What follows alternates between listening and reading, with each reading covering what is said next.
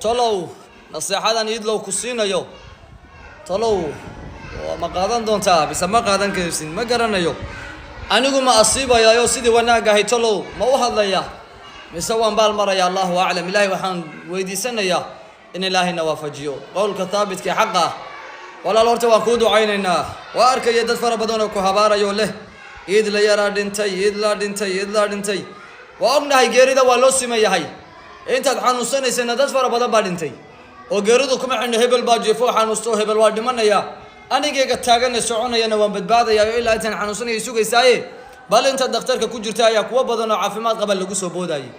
marka Allah ku caafiyo caafimaadkaagana Allah ku adkeeyo ilaahay markaad caafimaad saama ilaahay ku siiyo kaagana ilaahay ku ziyaadiyana midad ilaahay ku caasida Allah kama yeelo waxaan kugu la dardaarmayaa dhamaan ilaahay waa la kulmaya sida loola kulmaya kala duwan sida ilaahay loola kulmaya kala duwan nasaaxadaydu khaas ku wanaagsanayda in kasana lambarkaaga haynin laakiin waxaan ku leeyahay sidan caamka haday ku soo gaadho waxaan ku leeyahay maanta waa adduunyo barina waa aakhiro weeya hadaad ilaahay la kulanto waxaan arkaya qoraal soo qorsood lahayd ubadkayga ilaahay baan kaga tagay rabbiga aad kaga tagayso ubadkaaga aad ku ballaminaysa hadaad u la kulanto oo ilaahay limaada ilaahay salaad kaliya ma doonaynin ilaahay adoomadiisa cid xumaysay fasahaadisana ilaahay waa necab yahay akhdaa badan iyo gafaf badan baa ka dhacay laakiin dadku faasid iyo mufsid way kala yihiin hadii akhdaadu ka dhacdo ilaahay waa ku dhaafi karaa waa ku cafinaya laakiin walaalo bal waxaad ka fakartaa maanta adduunyada aynu nool lahay intaynu nool lahay